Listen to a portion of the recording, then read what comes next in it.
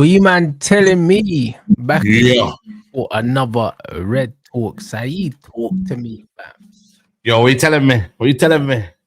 Yeah, man, I'm good. I can't complain, man. You know, one's there. Woke up this morning to see the news. Yeah, man. Looks like Sesko's happening. What you saying, broski? Hey, bro, you know what Fabrizio said, fam? He said, don't underestimate Manchester United. That's Yeah, that's bro. what he said, bro. These man need to understand. Oh, fam, Newcastle, another chain popped. Bro, these man don't realize, man. They put out a post saying what's a team they call United, man. I remember they did that after the win against United, but boy, you know what I mean? There's only one United, man. Tell him there's only one United. There's So only yeah, my boy. one, Them man bro. they got the chain popped again.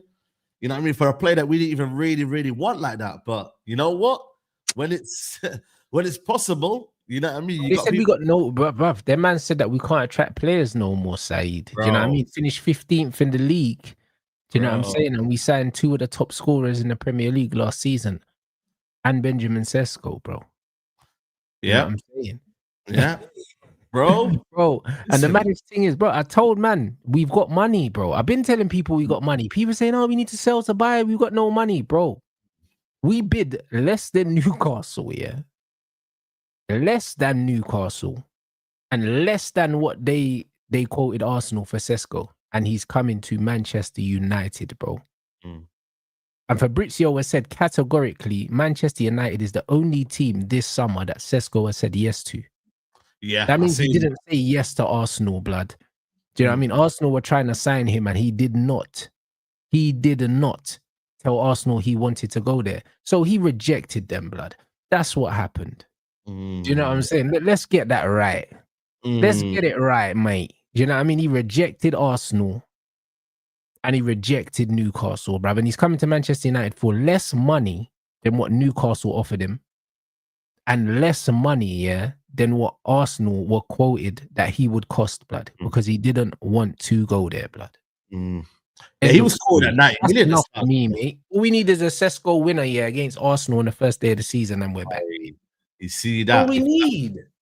If that's the case, that's the story's been set there.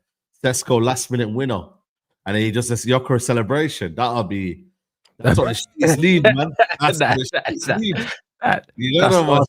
That's nasty. Even that would be crazy. That would be crazy, bro. I swear down, man. That would be absolutely madness. But I think Vivell, man. I think Vivell and Wilcox. That's what I'm hearing. They were the 2 man that got the deal done.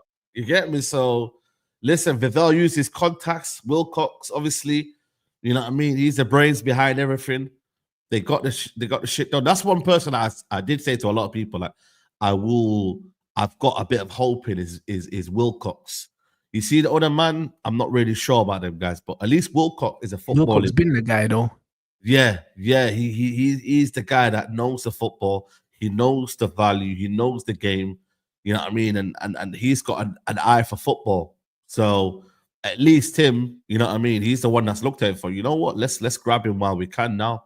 And if only, and the goodness, the best thing about United, what they did is that they only went in for him if they got a genuine kind of yes. But that's a Wilcox thing. That's a Wilcox thing. He said, listen, if you do not want to play for Manchester United, we don't want you. And this is why these guys can afford to take their time, bro. This is why they took their time with Cunha. This is why they took their time with Mbumo, because they knew Mbumo only wanted Manchester United. And it's the same with Sesko. They took their time because they knew he only wanted Manchester United. And then they went in with a lower bid than Newcastle. So when you've got a player that wants to play for you, you don't need to rush. You're not going to get zanged there for money because you can negotiate. When you're overpaying for players, it's because you're competing with loads of other clubs. These man said, we're not competing with anyone. We're not competing with no one. Do you know what I'm saying? It's either you want to pay for us or you don't. Newcastle competing for Newcastle is like competing for nobody, isn't it? Really, because them man it's a madness. Like the lineup that they've got rejected is crazy. Like, they got a whole team. They got a whole team, bro. A whole team of a man that rejected him. It's nasty. It's nasty, bro. There's one for AC Milan now. Apparently they might get rejected for that one as well. It's crazy, man. Like, it's mad, bro. Like, I'm even thinking, should we just go for Tonali? Why not? Just, do you know what I mean? Like, he's the player we need. I'll be honest. Yeah, Tonali would be amazing, bro, because he's got the what you call the legs in midfield, and he's good on the ball as well. So he would be amazing, man. So I ain't gonna lie to you, man. Like I said, he wasn't my sort of player, but when I look at it, when I look at Cunha and Mbeumo in behind him, I think there's more areas for it to work than it's not to work. If it was Garnacho and them man behind him, I would have been like, yeah, hell no. But now that we've got Cunha and Mbeumo, I think, there's less pressure on him to score goals, and there's going to be that. It works for sure, bro. And it works for sure as well. You got players who want to pass to him. You got players who are direct. Players that I think Mbeumo got the craziest amount of crosses last season. And this guy's good in the air. So, you know what I mean? It works well like that. You feel me? So, end of the day, I think it makes sense. You know what I'm once there. So, yeah, man, we have to get behind it and let's see. It wasn't the signing that we wanted, but you know what? You just got to charge to the game, like you said, bro. He's here now. Got to back it and let's see what he does, man. But I think it means that it's almost guaranteed that Rasmus is gone, bro, which is a net positive. Brother, you know what's mad, yeah? As long as this guy goes, I swear down, but I think that's the biggest win out of it all, man. If Rasmus leaves, you feel me? Like, he's the one that needs to leave, bro. And I think if you can get him to be gone for 30 million-ish, you know what I mean? And then the Sesko deal doesn't look as bad because then you've sold Rasmus and then you've got this player on this amount of money. So it works better for us as well in that regards, man, because, Rasmus needs to go, bro. Man can't be having Rasmus here, bro. You know what I'm saying? So if we get him off the books and get money from him, I think it's a win-win. It's a win-win for every United fan. You feel me? So I feel like it's just more better. And this idea, this forced narrative that Sesko is like Hojlund is absolutely nowhere near, bro.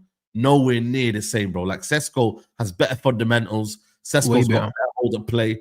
He's better technically. Like, he's just better, bro. You know what I mean? We're not saying he's on a level that is world class, but bro, we need just players that allow other players to do well, that can find the back of the net, that can hold up the ball, that have good technical ability, got a first touch. Like, that's what we need right now, bro. And Rasmus has none of that, bro. Like, none of that.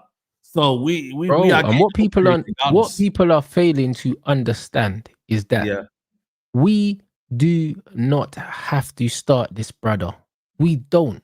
Like, first game against Arsenal, watch him come off the bench and bag, bro. Because Cunha will probably start up front in that game. It'll probably be Cunha and Mbeumo Bruno because he's coming late in the window. Like, we're not forced to start him. Like, this is a different Man United. Do you know what I'm saying? It's a different Man United to the one that Rasmus Hojlund came into with Rashford and Martial as the senior attackers, and Martial couldn't stay fit. We've got senior attackers now that can do the job.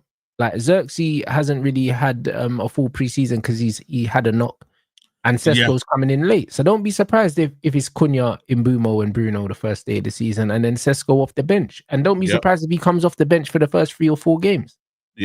100%, bro. I don't think there's a rush to kind of bring him in because of the day he has to get into the speed of things, innit? You feel me? So and obviously he has to get used to his teammates, innit? You feel me? So that could be either in training, just by natural, just getting to know them on a human level, you know what I mean, and get the vibe from them, and then man, I said just kind of ease himself into the game, bro. Like, score a couple of goals from the bench, and then, you know what I mean, 30 minutes there, 20 minutes there, and then later on you get your full 90 minutes, bro. So I think it's gonna be one of them where, you know, people will think, oh, he's ready. Like, he's not ready yet. Like, he's had 2 teams. RB Leipzig, Salzburg. This is a big step up. Whether you think it's Man United are not the best of what they used to be, it still is a big position, bro, to fill. Like, that number 9 role is a very, very tough position, but a lot of players have failed in that number 9 role. So the weight of his shoulders, that's why we got to just ease him in and then bring him in naturally, bro. And then after that, we can cook. You feel me? So man, I think for me, man, I think the 2 behind, like I said to you, bro, Cunha and Mbeumo, start of the season, they carry the load at the start, and then later on, You bring in Sesko when everything's ticking nicely. Maybe we've got 1 or 2 wins under our belt. Who knows? And then you come into a positive environment then, rather than him coming in start away and then you got he didn't get his first goal, or Arsenal was a tough test for him to start with and that. Because like I said, Saliba and Gabriel, it will be a tough test regardless, bro. So he's got 100%. 110%, bro. Like, I'm just, you know what it is for me? It's just refreshing that we're moving like the club. I know that we are, bro. Yeah. I know we're this club and we're moving like that, bro. And even just the way that Wilcox is like, bruv, if you see us putting in a bid, that means the players already agreed to join the club. There's no haggling. There's no begging players to come and play for us. There's none of that no more, bro. That's beautiful, bro. This is exactly what I like to see. No more big wages, because this summer, no more big wages. No kind of almost like begging players to come in. I think that's been a good thing. And I've said it this summer. Wherever you think of Ineos, I think this summer, in terms of identifying the profiles, it's been a very good summer. Like, you know, when you look at Mbeumo and Cunha, 2 Premier League proven players that have done it in the league for a couple of years now, and we know they can hold that responsibility. Then you bring in a player that has a lot of potential that can come under them. I think it makes sense as a lot. Obviously, Watkins could have made more sense, but I think now that you've got the strong structure behind him in terms of Cunha and Mbeumo, it makes a lot of sense. And the fact that we've told Sesko and a lot of these players, brother, we want you. Are you gonna come? Rather than we're gonna put a bid in first. We're gonna do a madness. We're gonna give you X amount of wages, etc., etc.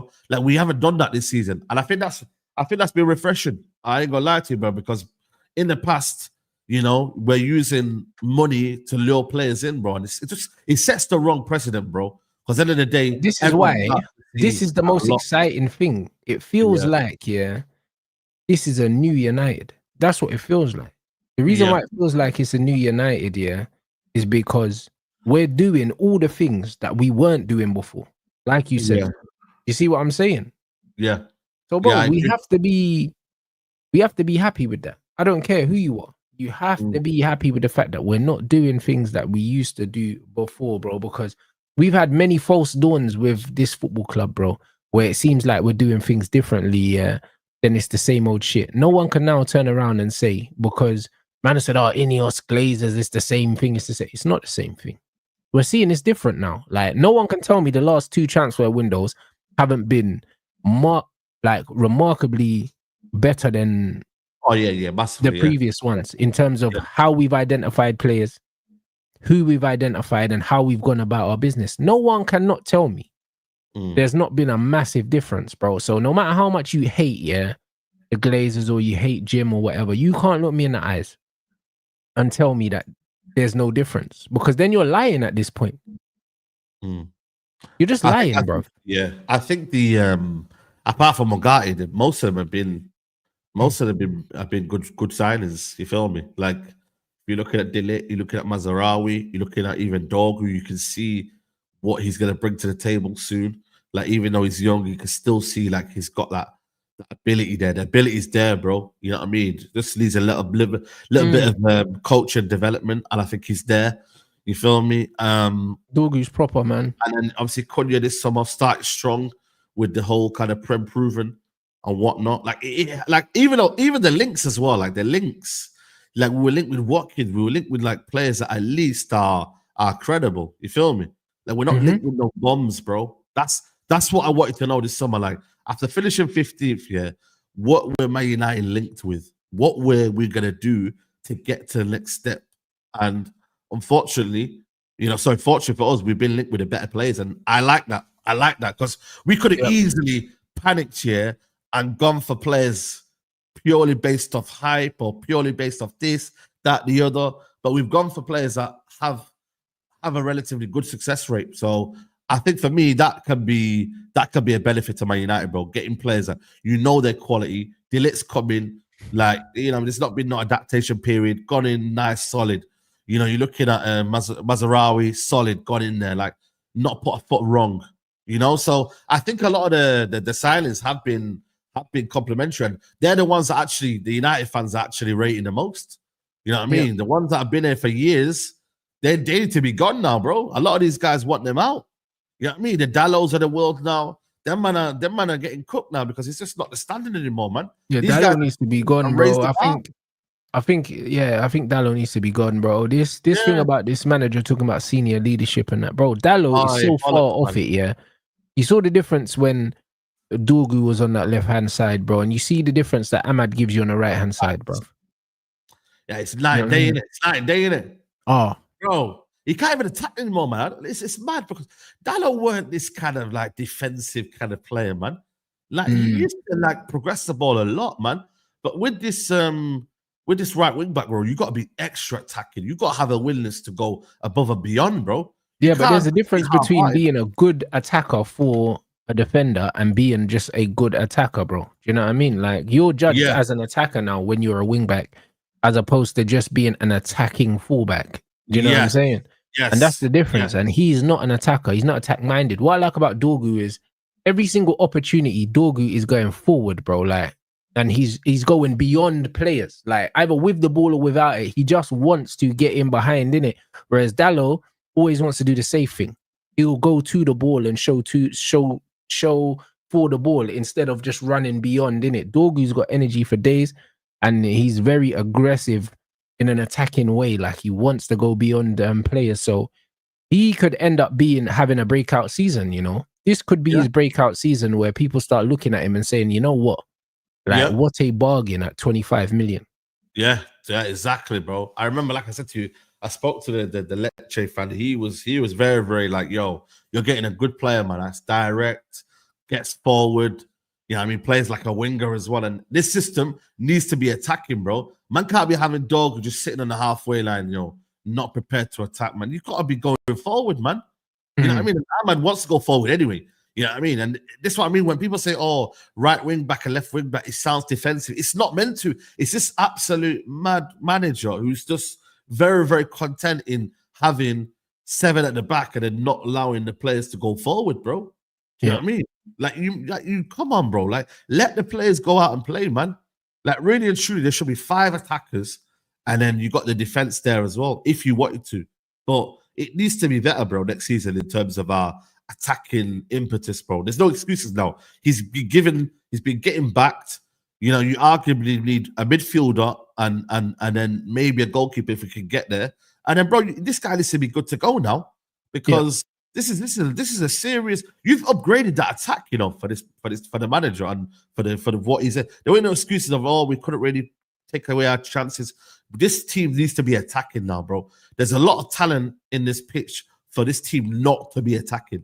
Like, we need to be seeing the bare minimum now of going out there, intent to win.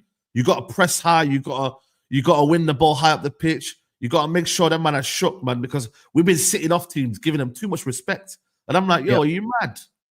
But if that was down to ability, then I hear it. But most of the time, it's down to team shape and how we attack as a team, bro. And we haven't seen that from United, so there's no excuses now. None. 100%. And to respond to this comment, but listen, you know what us Man United fans need to do right now? And what we need to stop doing as well, because I noticed, remember when it was the Martial and the Rashford shit, and it was like, bro. Oh, yeah. Facts, bro. We have all of them. Like I was saying to Flawless, I'm looking at my attack as a front 4 now. Zirkzee, Cunha, Mbeumo, and Sesko, bro. I don't care which 3 play, because they're all going to play at some point. All of them are going to play at some point, bro. Like, when I grew up on Manchester United with York, Cole, Sheringham, and Solskjaer, we had 4 strikers. I didn't care if it was Cole and Solskjaer. Yeah. York and Cole, York and Sheringham. Sheringham and Solskjaer. I didn't care what 2 of the 4 played as long as they scored and we won the game. And we need to get back to that. We have 4 players that can play football. It doesn't matter what combination of the 4 we get, as long as we get 3 of the 4, and we're probably going to see all 4 within the 90 minutes.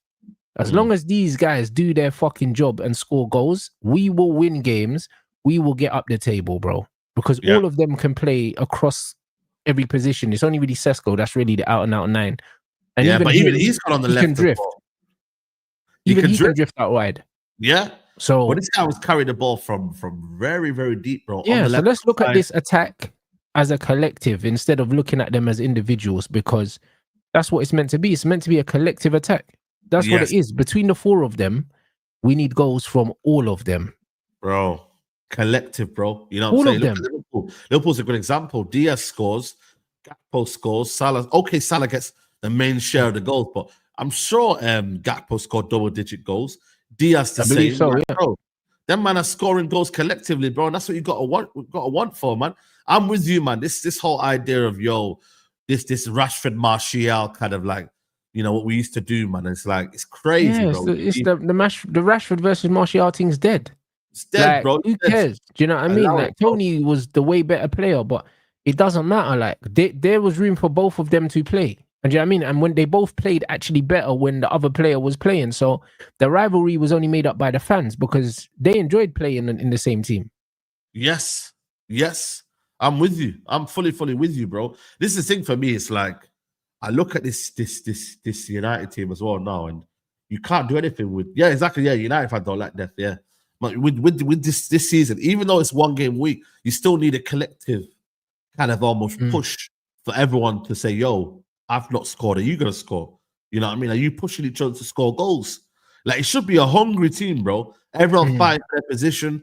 You know them ones there. Like it shouldn't be a case of I've not got game time, man. You see how I'm going to use Garnacho example, bro, but he is. As soon as he doesn't get one game or two games, he's sulking. What are you doing to get Garnacho played loads of games. You know what the problem was with the Garnacho situation? Garnacho was getting a run of games, starting that he shouldn't have got. Bro.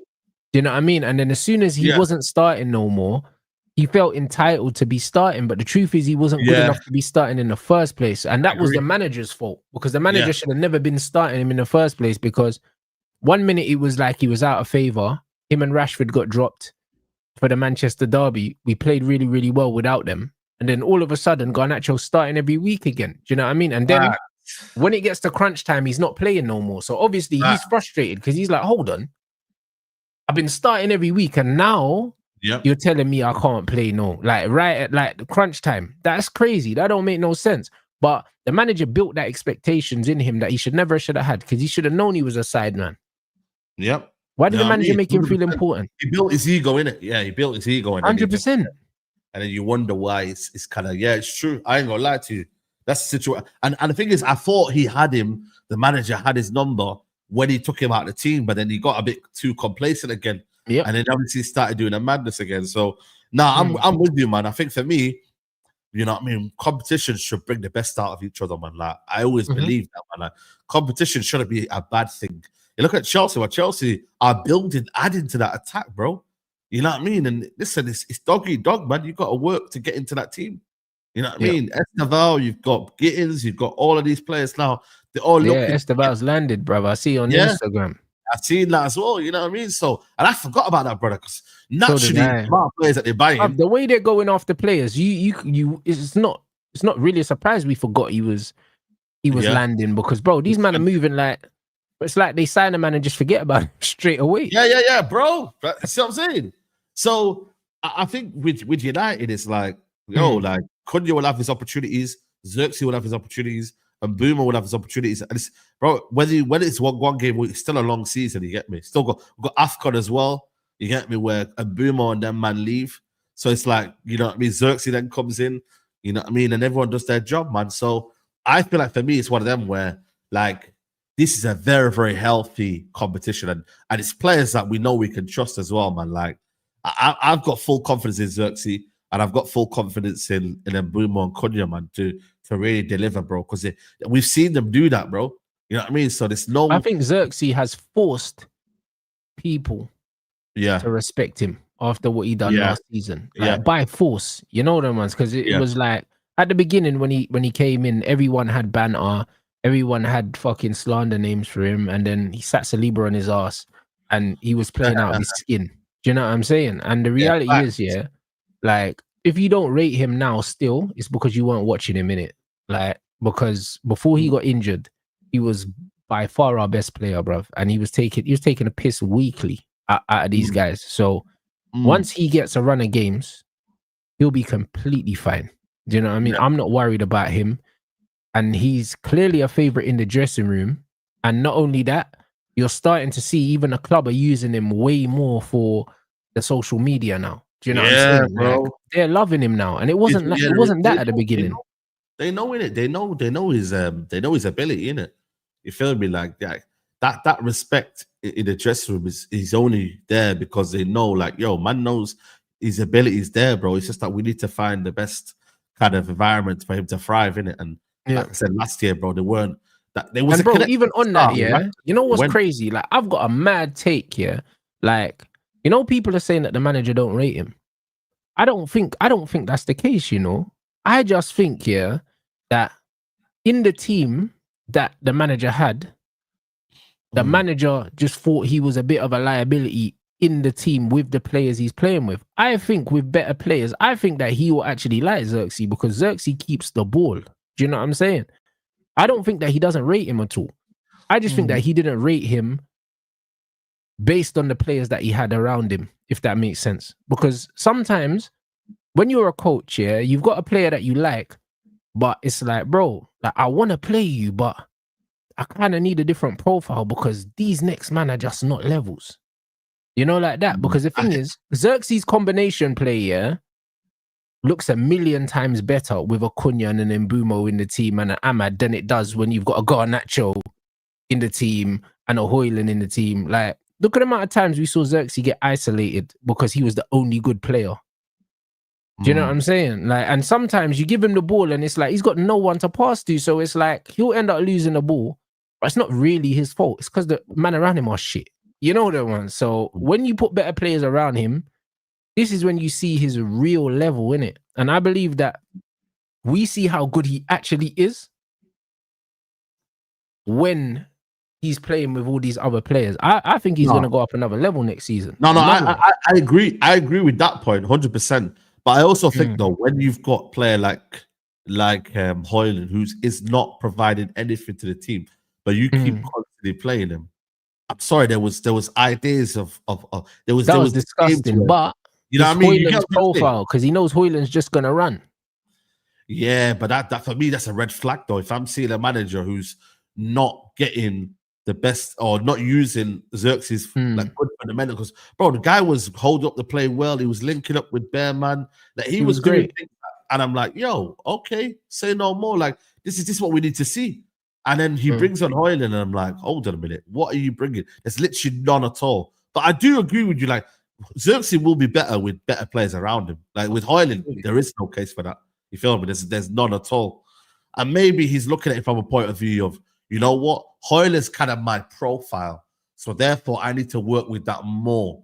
You feel me? Like you see how. But also maybe he was throwing Hojlund under the bus though. Like my man said, Rants sports on Hojlund, because remember, Jose done something similar in it. Do you know what I mean? Like Jose was like, cool, I need a centre back. You don't want to give me one, I'm just going to play McTominay centre back. Yeah. Because he was like, bro, I need a centre back. Maybe he was playing Hojlund up front to show these man, yo, I need a striker, bro. This guy's shit. I'll be real. Because he made it clear that he didn't see Zirkzee as a striker. He saw him more as a 10 because of where he naturally likes the areas he likes to occupy. And when he played Zirkzee in a 10, Zirkzee was balling out. He was. Do you know what I'm saying? So maybe he's like, yo, Zirkzee is a 10 for me. Rasmus is my 9. He's the only 9 I have. So I'm going to keep playing him to show these man he's shit and I need another one. Do you know what I'm saying? Like, bro, that's the only thing that really makes sense. To be real. So when man says, what's your thoughts on the Hojlund situation? What is the situation? That we want him out. He wants to stay. Why would he want to leave, bro? He's hit the fucking jackpot playing at Man United. Yeah, I ain't gonna lie to you. Bro. Like for me, it's one of them where I see and I look at Hojlund right now, and I'm like, bro, he's dead food, man. He's rubbish, bro. Like he ain't offering nothing, bro. And I think for me, the manager clearly knows that he's not the guy to take United forward, isn't it? You feel me? Like he knows, innit? You know what I'm saying? Hence why we wouldn't be buying a striker. He would have been like, you know what? I'm cool with a striker. I feel like it's enough right now. I don't think we need a striker right now. We got Zirkzee there, we got him there, we got Cunha there. But they've clearly identified that as a big problem. You feel me? So I don't think the manager per se likes Hojlund over Zirkzee, but in my head, at that time, it was just like, bro, like, why are you not playing Zirkzee when he's got better fundamentals than him, bro? You know what I'm trying to say? Like, it just doesn't make sense. But it's not about the fundamentals. You need to understand this manager. This manager is all about his ideals, innit? He's a very idealistic manager. He's not playing Zirkzee because he don't think he's a good player. He's not playing him because he doesn't do what he wants him to do in that number 9 position. That's it. It's not about ability. The manager literally is, if you want to be a striker for me, you have to look like this, you have to do this, you have to do that. He's got no flexibility in his mind when it comes to football. This is why ultimately he will fail at this club. Do you understand? He will fail ultimately because he can't see that there's many different ways to skin a cat, bruv. It's only the one way. He thinks there's only one way to play football. And because of that, he will lose his job. I have no doubts about that, because you have to have a certain element of flexibility in how you see the game of football, because as much as you like playing football a certain way, certain teams, you have to play a certain way to beat them. Do you know what I'm saying? Like, I might like playing possession football, but if I'm playing against a team that is got better players than me, I need to understand that, you know what, maybe I need to be a bit more pragmatic, look for their weaknesses, and kill them with that. Let them have the ball. I have to adapt sometimes. I can't play the same way, bro. Even Manchester United, when we was growing up, when we played against Arsenal, we knew we weren't going to have the majority of the football, so we let them have it. Yeah, you let them have it. Yeah, you got to. We let them have it. You never saw Man United come out and say, oh, you know what? We got Keane, Scholes, Beckham, so you know what? We're going to try and pop Arsenal off the park. We knew that when we went up against Wenger's team, we weren't bruv, we couldn't. You know what I mean? And you have to be humble enough to know, you know what? What we lack, technically, we're going to make up for physically. We're going to kick the shit out of these, man. And let these man know. Let these man know that, you can have the football, but every challenge, you're getting rattled. Do you know what I'm saying? And this is how we're going to bridge the gap. Do you know what I'm saying? And this is what you need to do. Amorim thinks that there's only one way to play football. And if you can't play football that way, it's okay to lose the right way. Nah, bro. There's no right way to lose, bro. We need to win the game. We need to win the games, bro. You know what I mean? Like, and sometimes by any means necessary, because in the day, you need to build a winning habit, bro. This manager needs to build a winning habit. You know what I mean? It's got to a point where the standards are now dropped to the point where I'm like, yo, like, build performances later, but now start winning games, man. Because you can't be building a team that just accepts losing. Because last season, they accepted losing. The fan base accepted losing. Man were taking it seriously. People were watching games. Like, man put us in a dark position, bro. Like, real talk, in a dark position, man. You know what I mean? And this manager here, bro, needs to build that winning mentality. And I think for me, it's so clear this season what he needs to do, bro. But the thing is, you build a winning mentality by winning. But this is the same manager that's out here, oh yeah, a storm's coming, we're going to suffer. Making excuses, bro. Fuck off about suffering, bro. You need to win games, and you need to win a lot of them, because we're Manchester United. He's come out and he said himself from his own mouth that name a manager at a big club like this that's lost as many games and still has a job. He knows he's fortunate to still be here. So he can't afford to go on another run. He said I've used my credit. He said I've used my credit. Yeah, he did. You know, he said, bro, they backed me because I shouldn't still be here. That's what he basically said. He said the fact that I've still survived to this point, they've already backed me. You see what I'm saying? So now he knows he has to deliver now. He has to deliver, bro. He has to. There is no excuses right now. That's where for me, or at least now, all eyes are on the manager now, innit? Because you could look from a board level, you can say, right, he's got a front three is looking good. And most of the time, these journalists here are these pundits, bro. They don't really look at the inside intricacies that we do, and we analyze football like midfield and how we do this. They look at, is a team scoring or not, or is a team getting goals? That's how they look at it. Are you scoring goals? So they'll look at it thinking, right, we can't really like say this brother's not been backed, you know. Like, we can't really, got a whole front three, you know. So by default, we should be winning more games just by the goal scorers we have. You feel me? Like, easily. Like just by because we had chance last season. Let's not put it like we had chance with Garnacho and them, man. They just couldn't. We had a lot of chances, Saeed, but the chances were falling to the wrong players, bro. Most of the time, these chances were falling to Garnacho. Yeah, there you go. And he don't really have most of the time. Them chances that fell to Garnacho, if they fall to Mbeumo or Cunha, different ball game, bro. Garnacho was missing 1v1s, bro. Like, let's not pretend.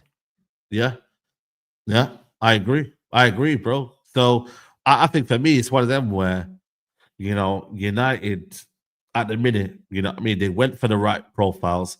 They didn't go for a Vlahovic. They didn't go for players like Koulibaly, which were going to just almost patch up a little. They went for the players that they wanted to. I mean, the manager's clearly happy with that as well. And yeah, man, like for me, it's like, I've said it this season, there's no excuses to go and finish in the top 6. If everyone thinks we can finish higher, cool. But this season, Brentford have got weaker. Newcastle have done nothing, bro. Even though they got Champions League football, they've done nothing. Who else is there? Bournemouth have lost key players in their team. So a lot of these teams, even though they've got better managers than us, by the firepower that we got, we should be winning more games, bro. I get it. These players just don't win games on their own. You still need an element of coaching. But, bro, you can't be still getting beat at home, bro. 3-0. All of them games, bro. Like I said to you, 8 games we lost at home last season. I think it might have been more. But, bro, we cannot be losing them games, silly games at home, bro. And therefore, by natural, we're just going to be going up the table. Surely. Surely, man. You know what I mean? Have to. We have to, bro. Like, I even said, by default, if you just add more quality to the attacking situations, you get more goals, bro. Do you know what I'm saying? Like, there was some nice combination play in the last Manchester United game that just came, from just having quality. Like Mbeumo fizzing the ball into Cunha's feet, Cunha fizzing it into Ahmad's feet, and vice versa and stuff like that. You're going to see certain combinations open up just from pure footballing ability of attackers, bro. Do you know what I'm saying? And there's nothing wrong with that. There's nothing wrong with that because we've seen that since the beginning of time, bro. You know what I'm saying? When we had Rooney, Ronaldo, and Tevez, bro, that went straight off the training ground. That was just 3 quality players playing football, bro. Do you know what I mean? And it made things happen. Paul Scholes saw a pass, he picked that pass. Do you know what I mean? That's not off the training ground. This is individual ability. So there's nothing wrong with having players that have ability and letting attackers do off-the-cuff things because most of the time, that's what attackers do, bro. That's what they do. Good players enjoy playing football with other good players because they operate on a different frequency to other players. That's exactly what it is. So between Bruno, Zirkzee, Cunha, Mbeumo, and Sesko, between those players, I expect to see goals and opportunities created out of very, very little. Even Bruno, all the Bruno lovers need to start holding accountable now. You're not playing with scrubs anymore now. You feel me? Oh, for sure. You're not playing with no Garnacho where you can bully them, man, and Hojlund, and you can start shouting at them, man. Say, where were you there? Like, nah, real talk, man. I ain't gonna lie to you, bro. Like, he needs to be held at standard now where, we don't need to be seeing spamming balls. We see ball to feet now, man. I'm sorry. I don't want to be seeing no balls being played out of nowhere and that and just doing a madness and him trying to force games on his own terms, man. He's got to be a team player now, bro. Because I could hear it when he's trying to be hero with Rasmus and Garnacho there. I can maybe hear it. Because, you're not going to expect the ball back, maybe. And I hear it. Sometimes we need a 5-a-side. There's always one guy thinking, I'm just going to win the game on my own because he knows that the guys ahead of him are just scrubs. So, end of the day... 100%. Like, he forces the hero thing, and now he doesn't have to do it. Do you know what I mean? So, hopefully, and it's not a guarantee that this means we'll see a better Bruno because a lot of the shit that he was trying to force... There's absolutely zero need for him to do that now. And also, he's got bigger personalities in the team that will tell him to fuck off if he doesn't pass. Because Cunha's not going to hold his mouth. Like, you can see Cunha's the kind of guy that if he's free and you don't pass him the ball, he'll have something to say. He's not going to care that you're Bruno. Do you know what I'm saying? Like, Bruno can do that shit when it's Hojlund and Garnacho and just fire it over the bar from 25 yards when the simple pass is on. If he does that to Cunha, Cunha's going to say something. If he does it to Mbeumo, Mbeumo's going to say something. You know what I'm saying? And he can do that when you've got scrubs like Garnacho around, innit? So you never know. Like, we could end up seeing a better, more economical version of him, yeah, because he's got better players around him. So he's forced to kind of stop doing that. Yeah. You know what I'm saying? Listen, I hope so, bro. Because at the end of the day, you know what I mean? If Bruno's doing that, then Man United will be better for it. And then we'll win more games. But I don't know, man. The leopard don't change its spots, man. That's the way I look at it with Bruno. Nah, they don't. But you know what it is? You know, that was there. The pressure. You know the one. Yeah. That's what it is. Sometimes it's like, man will just pass man the ball just to shut him up sometimes. Because Cunha looks like the kind of guy, if you don't pass him the ball, he'll just keep nagging you, bruv. You're just in your ear, bruv. Run me the ball, run me the ball, run me the ball. You're right. You know. Cunha wants to do the Bruno thing where he wants the ball. You know the ones, like, he's a guy that wants the ball all the time. And you know what it is? Because Bruno plays behind, further back from where Cunha is, yeah, he's gonna have to just give him the ball. Like, he's gonna have to, because Bruno can't dribble. So it will get to the point where Bruno's gonna have to just keep looking for him, because Cunha always wants the football.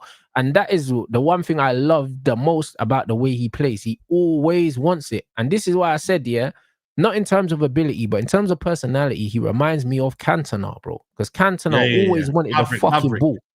Maverick. You could have 3 players surrounded him. You're like, give me the ball. Give me the ball. He doesn't care, bro. Like, he doesn't care. There's 3 players there. He's not respecting anyone. Give me the ball, bro.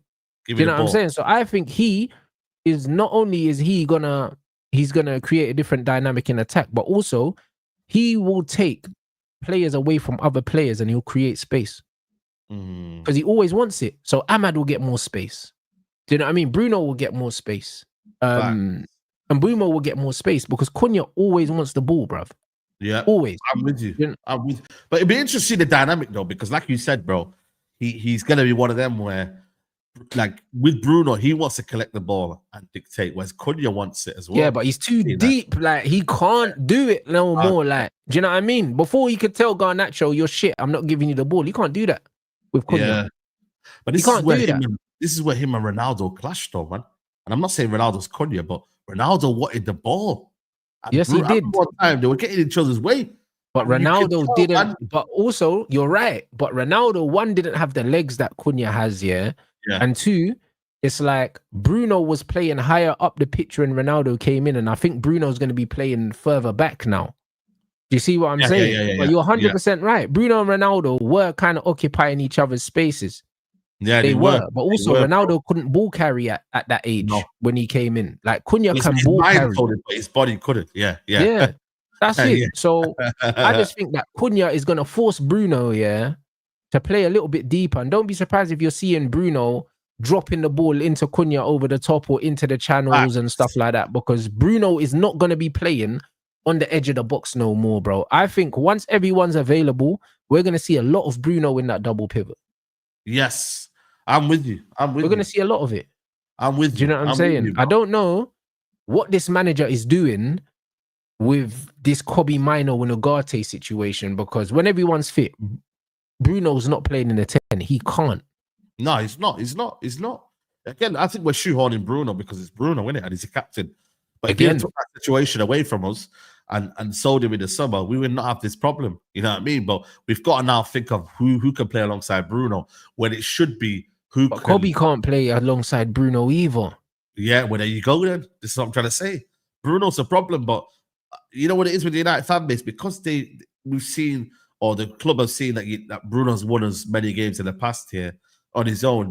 They've got this kind of almost like, I don't know, man, like, it's a weird, like, the savior feeling of, he's done it for us so many times. Like, we're obliged to kind of have him in the team, bro. He deserves it. You know what I mean? When reality is, bro, like, bro, you got to make tough decisions in life, bro. You have to.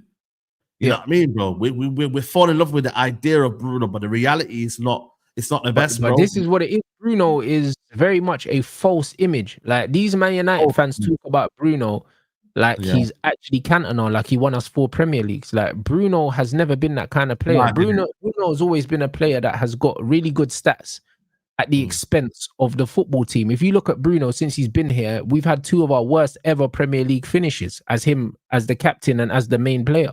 Do you know what I'm saying? But his numbers have looked decent amongst our failure. You see what I'm saying? So I don't know where this this cult following and this fandom has come from, because it's a very, very strange to me. But if for footballing reasons, this season he shouldn't be in the team. It's either you do that or you get rid of the manager, isn't it? But then it's not. We don't want to get rid of the manager because he deserves time, but we love the manager. But then you got to take Bruno out. But we can't because he's the captain and he's this and that. But which one is it, man? Which one is it? You know what I mean? We got to do one. You know what I mean? Like, and that's what it comes down to, bro. Like, I look at it right now. If you want to build a strong team and a team that functions well, Bruno can't we can't be part of it, bro. He cannot, man, because he's not really a 10 in the system, and he's not really an 8 in the system as well. Yeah, he's not. You're right. He's not, bro, because man's nutmegging people in the halfway line, bro. And that was crazy, bro. And the thing is, if you're gonna do that, at least foul my guy and make sure he doesn't get no further. But he cost us the goal there. But no one's gonna say that. They're gonna say, they're gonna turn around and say he got a goal and an assist. That's what they're gonna say. Yeah, that's what they're gonna say. But guess what? Guess what, bruv? If we didn't concede that goal, we'd have won the game. Yep. So when you're talking about goal and assist, bro, we'll always need to score more goals because he will cost us more goals. Do you get what I'm saying? Facts. And this is the reality. So when people look at it and they say he got a goal and an assist, but bro, one of them was a penalty. We're not saying that penalties don't count, but at the end of the day, like he scored a penalty, cool. Do you know what I mean? And his assist was a little 5-yard pass across to Mason Mount, who whipped it far post, bro. Like, this guy is not making magic. But it's something that you're telling me that someone in that position there, a Zirkzee or whoever could have done, or someone else could have done in that position there. It's not that pass there. Like, you know, like most intelligent footballers make that pass. You know what I mean? Like, you're not doing something that's crazy out of this world, bro. You know what I mean? But I think, like I said to you, I've tweeted it out there. I said, "Yo, this will cost the manager his job." I think this Bruno Fernandes gimmick in midfield, bro. I think that's what will cost him his job.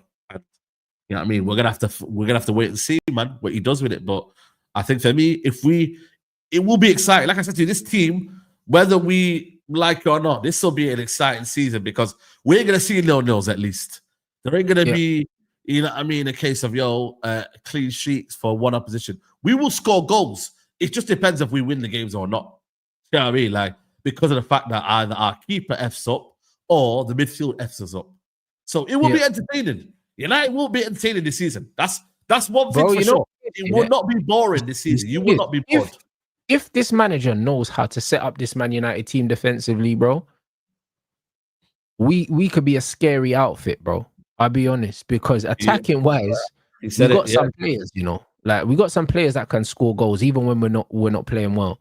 The problem is this manager, the way he sets us up defensively is horrible.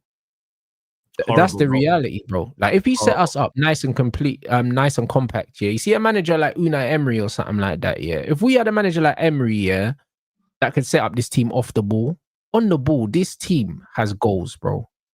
You know what I mean? Between Ahmad, Cunha, Mbeumo, Bruno, Zirkzee, and Sesko, like, there's goals in that team. Goals, man. There's goals in that team. There's goals in the team, bro. You know what I mean? So there's no reason for there to be games where we don't score goals or we lose games without a fight, bro. There shouldn't be, man. Yeah, you know I mean, even them games where you think to yourself like, bro, there's some games where I think United should have won. Arsenal at home. That Arsenal game pissed me off because, bro, we should have won like 4-5, you know. Bro, listen to me. Even the game against Newcastle away in the remember when we lost 4-1, but I reckon when we equalized, I'm sure we had a couple of chances as well that we didn't put away. I remember, what else was there? Chelsea away, even though they beat us, I think 1-0. I remember that first half thinking, yo, we could have won. We had a couple of chances in that game. Liverpool game, you know what I mean? The Maguire miss, you put that for Hojlund and Mbeumo, that's a goal. You know what I mean? City at home, remember that game? I felt for me, we could have won that game as well. You know, I mean, I know they're against the bigger teams, but I still think there was games there where United, with a better attack, can win them games. But these were teams that should have been dominating us with the ball and off the ball and everything like that. But you know, we rode our luck, we did our thing, and we had chances at the end of the day. And that right there tells you everything you need to know, bro. When you got Rasmus Hojlund just literally looking up, and then Declan Rice comes out with a last-ditch tackle, bro. Like, come on, but that can't be happening, bro. That's madness. Fact. Hey, bro, he should have buried that, bro. Nah, you're not lying. You should have got a penalty at least, though. You can't be allowing Declan Rice to win that ball over there. You've got to make it, because you know what? I'm going to do this. You know what I'm saying? So I think there are people who are holding us back. Yeah. And that's what the manager's got to really, really make sure he sorts out next season. But there are other opportunities where I'm looking at thinking, you know what? It does look good in other scenarios as well. Like, you know, in terms of attacking play. I'm not gonna lie to you, the passing in terms of the front three was very, very crisp. The interchange was nice. I ain't gonna lie to you. Yeah, it was. At certain periods, especially the first half an hour, it looked promising, man. It looked promising, man. And then all of a sudden, Ugarte gets caught out and that, and then all of a sudden, and this is one thing I don't like about Amorim's football is that when we're under the cosh, everything, the basics, we all collapse. Everything unravels, innit? Everything unravels, and you're like, is that a well-coached team, or is that a team just playing in the moment of, you know what, because it's going good? You know what I mean? Man's already, you know what I mean? Like man's, you know what I mean? It's like an individual thing where, but because he's asking these guys to do something that doesn't make sense, bro. This is why, because the thing is, the easiest way to coach a team, especially when you're new to the team, is you set them up with the most basic defensive structure that you can think about. Do you know what I'm saying? When you lose the ball, get behind the ball. Do you know what I'm saying? 4-4-2 mid block. Do you know what I'm saying? It's the easiest to coach, bro. Everyone just shuffles across. You put pressure on the ball. If we say, you know what, once the ball passes the halfway line, then we apply pressure. Before the ball passes the halfway line, we don't need to apply pressure or whatever. Like, this guy wants these guys to do man for man, high pressure, up the pitch and stuff like that. And the thing is, 2 passes take your whole team apart, bro. And this is the problem with Man United. This is why you're seeing players, like even Bruno, if he loses the ball on the halfway line, we should not be under pressure after losing the ball on the halfway line. Do you know how big a football pitch is? I know. Do you know what I'm saying? Like, if you lose the ball on the halfway line, you should be safe. But now with United, we're losing the ball on the halfway line and 2 passes and the team's in behind us, bro. That is defensive structure. That's defensive structure. That's got nothing to do with individual players, because the halfway line should be kind of safe to lose the ball. It's a long way away from the goal, way away, man. It's a long way away, bro. But it doesn't feel like that with United, though. All of a sudden, Bruno's there fighting, man. Ugarte is nowhere to be seen. Brother, it's 3v5 or something like that. It's mad when you deep it, bro. It's actually crazy when you deep it. Like, the way we are just so, like, exposed. But I don't see that with us. I don't see that with teams, bro. Because they're set up defensively responsible, bro. And we're not responsible defensively. Like, you can set up like that in Portugal. Stay in Portugal, bro. The way that teams transition in the Premier League, bro, it is literally one of the most P&P leagues, on planet Earth, bro. The way that these men set up, if you blink, you're in trouble. Do you know what I mean? That's how Forest done us with Elanga. Do you know what I mean? And all these other teams, they got these pace and power teams, bro. Remember when that Sulemana absolutely like ripped Euro apart? We're in a league now where we've got some ridiculous athletes, bro. So it's one of them ones where you lose the ball on the halfway line. It's like, if you don't have a very compact defensive line, I ain't gonna lie to you, you're gone, bro. You're cooked. You know, I remember playing Burnley. If you took, like, I don't know if you remember Burnley back in like the day and that, when they had like certain manager, like, they didn't have pace and power, so I was calm. Now, man, I'm seeing this team players like Marcus Edwards in certain teams like Burnley now. Like, they got Leslie Okochoku. Them man, they got pacing wingers, man. They got that Jaden Anthony, who's played for Leeds back in the day. He's a pacing winger, bro. Like, teams have got like athletes in their team, you know, like, so the gap here, even though you think the gap should be bigger, like in terms of like, if we play well and we've got a team that's athletic, we can actually compete, you know, bro. We can actually compete. So the gap ain't really, really big in terms of like any more of you can see the condition of this team, Man United, is way better than that team. It's not anymore, bro. There's athletes in every team now, man. There is. So you know, unless you sort it out and unless you do it, ain't nobody feeling sorry for you anymore, you know? Facts. You know what I mean, broski? There ain't no one feel sorry for you. So that's why you've got to be ready, bro, because Suleimana did cook Yoro. But that was because Yoro was left on his own, bro, isolated, bro. And the manager had no clue what to do other than to take him off in the end. You know what I mean? But he didn't change it one bit. Because he just kept cooking him and kept cooking him, bro. And I'm like, yo, bro, come on, man. You can't be doing that. That's lambs to the slaughter, man. Leave the guy alone, man. Facts. You know what's there, bro. So I think we are gonna be watching this team structurally as well. Because I'm hearing people saying, yo, we got this going on and that's getting better and this is better. Yeah, maybe the pressing is a little bit better. And maybe we, you know, but it wasn't consistent, Saeed. It was only for like 20 minutes. Yeah, it's got to be for a whole game. I ain't seen United, I ain't gonna lie to you, bro, play well for a whole game. I ain't, bro. Since I ain't seen it for many years, bro. There you go. United haven't had a good game, bro. A good full 90 minutes, bro. So yeah, and then games we won last season. Remember Amad Diallo just coming out of nowhere and saving us, man. I remember that dark period where Amrin could have really got sacked, you know, and Ahmad was on a madness, bro. Ahmad was on a madness that time, bro. So it's one of them ones where the managers, even though the players will win us games because they're on the football pitch, the manager's got to win games by tactically as well, man. He's got to be able to win games, bro. Suss teams out. He's got to learn from the mistakes last season. He said that he switched his tone now. Now he's saying, I'm glad I came in now here. You know what I mean? Because I learned a lot. So now let's see what you've learned in it.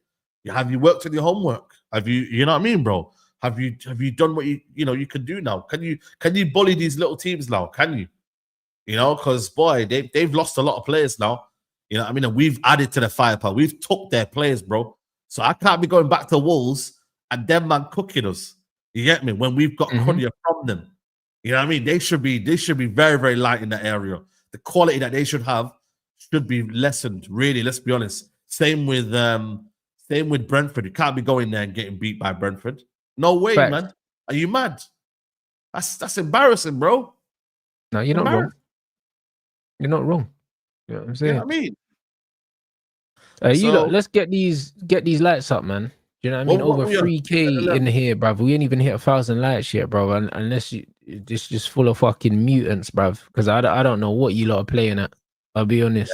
Yeah, man. Like over 3K and we got 780 lights. Not even 1,000. This is crazy. I don't know what you man are doing, bro. Are you sitting on your hands or something?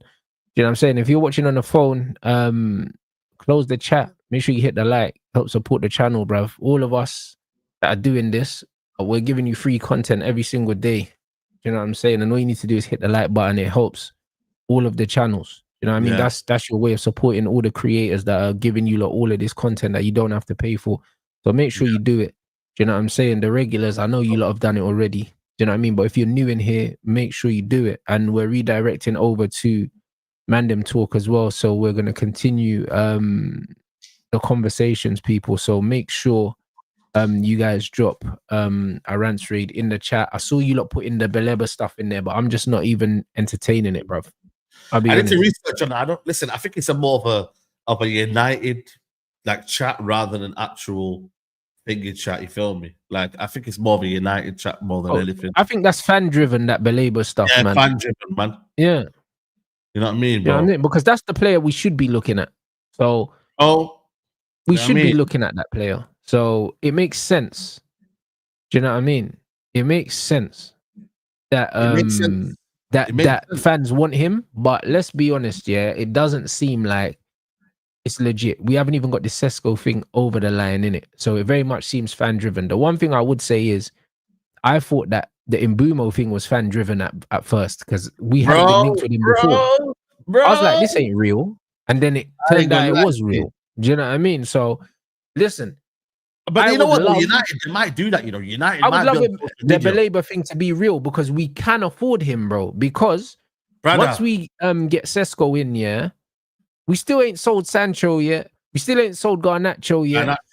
We still, you know what I'm saying? Like, we still ain't sold Hojlund yet. We can actually afford him. So it's one of them ones where we could get him, but I just don't think that United are going to spend that kind of money on a midfielder this window. But I would love to be wrong. Yep. Yeah, you love to be wrong. Like I said to I'd you, love to be wrong on that. If they would go out and spend 80 million on Baleba, 80, 90 million, because it probably cost about that, then, bro, you know what it is, I'm here for it. You know what it is right now? I think it's interesting times. That's all I'm going to say. Because, you know, we've got Sesko.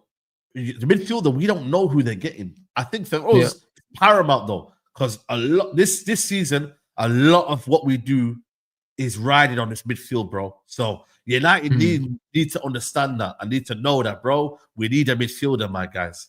So I just can't see United neglecting that. I really can't, bro. They cannot neglect that, bro. So, like I said, for me, every time when you think, United are gonna do something, they do it. So that's why I'm just like, you know what? Let's charge into the game. Let's see what happens in it. Let's see what happens, man. Baleba, we'll see, man. I'll try and research it before the show if there's anything that I've seen online, but I don't see anything right now.